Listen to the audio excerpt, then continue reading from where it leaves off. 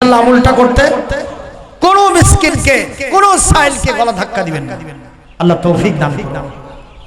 বলছে যা আছে সব আমার লাগবে, ভাই একটু দিবেন না? বলে না দিব না। উনি তখন যাইতে উদ্যত হয়েছে, বলছে এই শোনো শোনো, আমার কাছে একটা সেদ্ধ ডিম আছে। কি ডিম? যদি এটা খাও দিতে পারি, তবে 1 বছর পর সুদে আসলে পরিশোধ করতে হবে। কয় বছর পর? এখন কারো যদি পেটে ক্ষুধা থাকে, যদি অভাব থাকে, পূর্ণিমার চাঁদকেও সে ঝলসানো রুটির মতো দেখে। কথা বলেন না কেন? কাদাল ফাকরু আন ইয়াকুনা কুফরা, অভাব মানুষকে কুফরের পর্যায় পর্যন্ত নিয়ে যায়। আমাদের দেশে এনজিও গুলোতে সুদের মাধ্যমে টাকা নেয় না লোকেরা, কেন নেয়? অভাবে পড়ে নেয়। কথা বলেন ঠিক না বেঠিক? যতই অভাব হোক, তাই বলি কি হারাম কাজে যাওয়া যাবে? যাই হোক, দাউদ আলাইহিস সালামের যুগের এই লোকটি বলে আচ্ছা ভাই ঠিক আছে, তাহলে ডিমটা আমাকে দেন, আমি একটু খেয়ে নিই, যা বললেন সেটাই হবে। যাই হোক, উনি চিন্তা করছেন এক ডিমের দাম আর কতই হবে 1 বছর পর।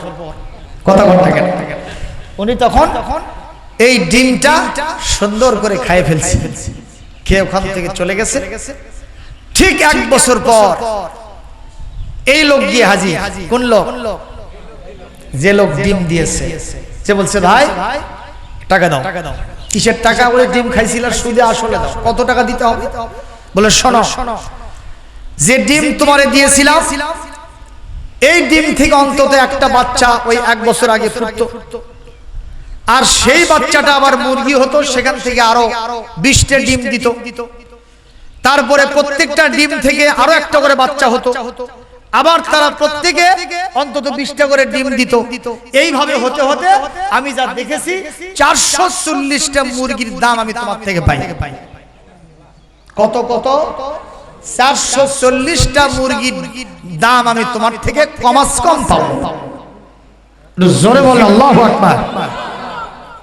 যেই বলছে 440টা মুরগির দাম, দেশি মুরগি আমাদের দেশে যদি একটাও হয় ওর দাম কত? এই যে এখনই কলোনি বাজার থেকে মুরগি কিনে আসলাম, আমি দেখলাম 350 টাকা, 360 টাকা, 320 টাকার নিচে কথাই নাই। আমি যখন বলি ভাই একটু কম নেন, হুজুর আছে মসজিদ, এখানে হুজুরের কোনো খাতির হবে না। জনগণ কথা ঠিক না বেঠিক? এত দাম যদি ওই সোনালী মুরগির দাম হয়, পাকিস্তানিটা ব্রয়লারও তো প্রায় 300 টাকার মতো। কথা বলেন না কেন? সেই মুরগি, দেশি মুরগি চিন্তা করছে 440টা মুরগির দাম আমি এখন দেই কোথা থেকে? উনি বলছে ভাই আমার কোনো টাকা পয়সা নাই, তোমার যা হয় তুমি করো। কথা কম। এই লোকটা তখন এই লোকের হাত ধরে আসামি হিসেবে দাউদ আলাইহিস সালামের দরবারে নিয়ে গেছে। দাউদ আলাইহিস সালাম বলেন হইছে কি? বলে আমার সত্যের বিনিময়ে 1 বছর পূর্বে এই ডিম নিয়েছিল, খাইছিল। ডিমটা কি ডিম ছিল? সেদ্ধ ডিম। যখন কি ডিম? সেদ্ধ ডিম।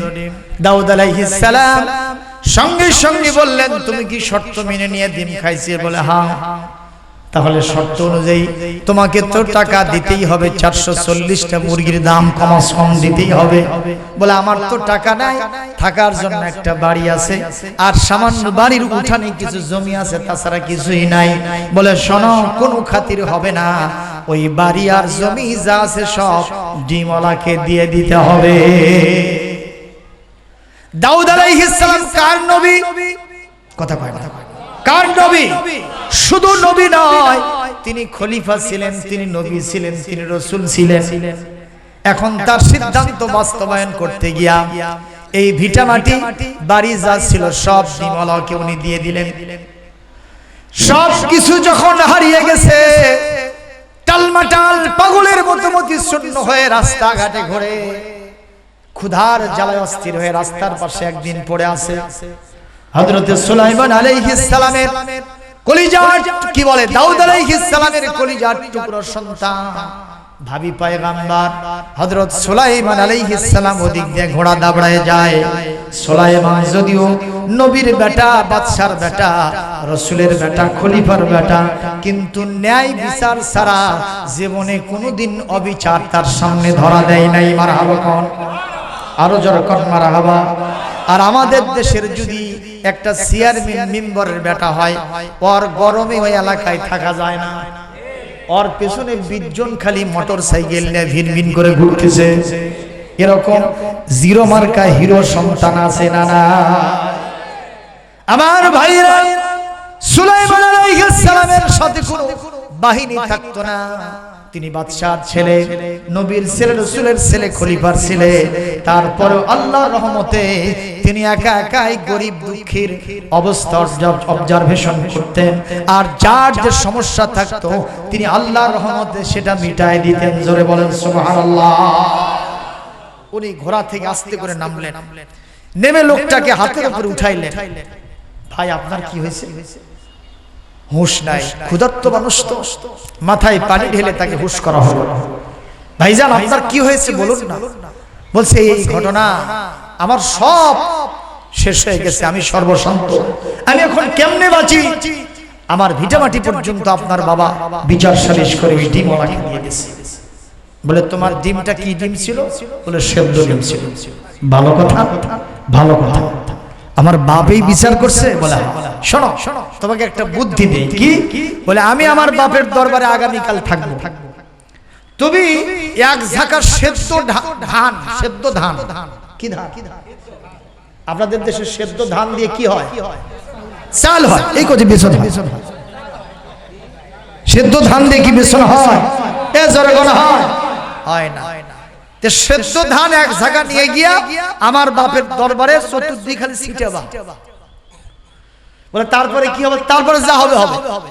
লোকেরা যখন তোমার কাছে আসবে তুমি বলবা যে খবরদার এই ধান যেন কেউ নষ্ট করবা না, এখান থেকে বেসন হবে, সেটা দিয়ে আবার ধান হবে।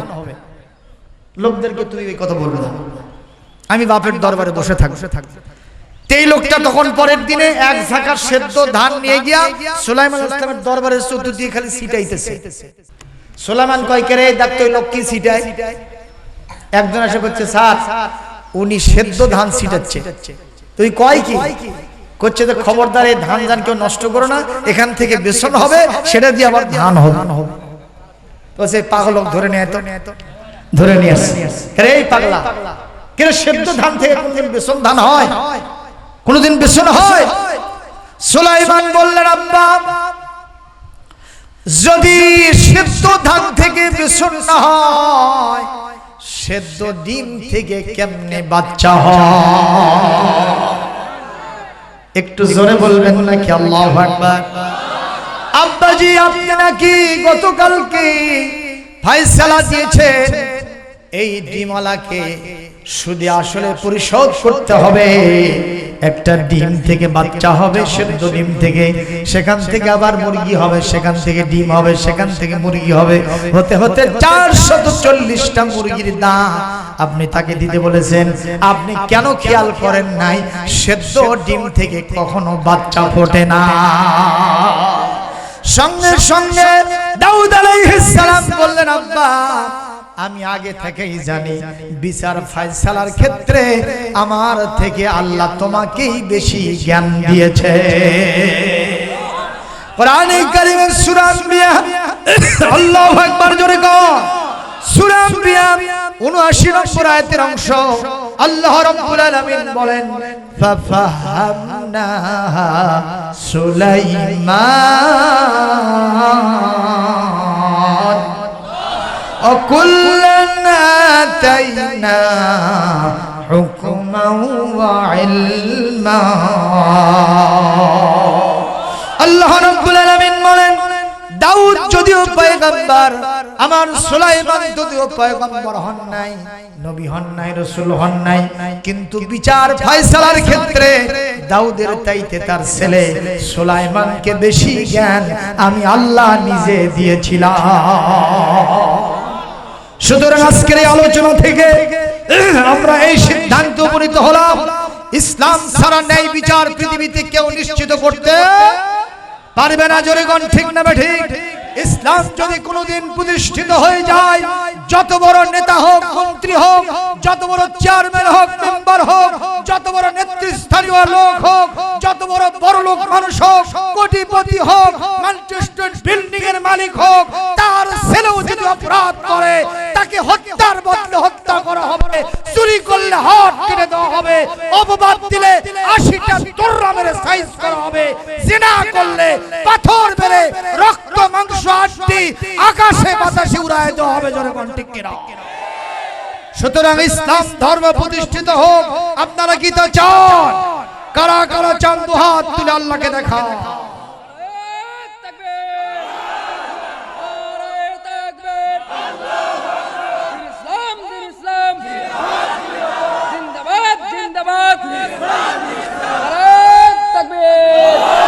আলহামদুলিল্লাহ, আলহামদুলিল্লাহ, জোরবার আলহামদুলিল্লাহ। এই জন্য এই ন্যায় বিচার পাইতে হলে ইসলামের ভিতরে আমাদেরকে পুরোপুরি প্রবেশ করতে হবে ইনশাআল্লাহ। বলবেন যে হুজুর আমরা রোজাতে মোটামুটি আছি, হজে মোটামুটি আছি, জাকাতে রমজান মাসে তাও অন্তত পক্ষে 1 কোটি টাকার জাকাত, 50,000 টাকার শাড়ি লুঙ্গি দেওয়ার ধরছে, লোক আছে 1 লাখ। কথা ভয়ের চোখে 4 তলা লাফে উঠছে, ওখান থেকে একটা করে শাড়ি ফেলে দিচ্ছে, 100 জন হুমরি খায় পড়তেছে। কথা বলেন আছে না নাই? এইভাবে পদপিষ্ট হয়ে 50 জন মানুষ মারা গেছে জাকাত দিতে গিয়া। এরকম ঘটনা বাংলাদেশে আছে না নাই? এগুলো হবে না।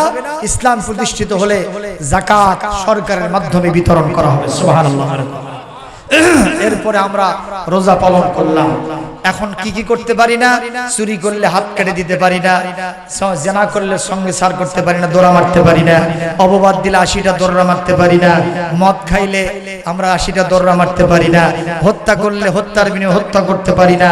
এই সমস্ত কাজগুলো আমরা বাস্তবায়ন করতে পারতেছি না। এগুলো কেমনে করব?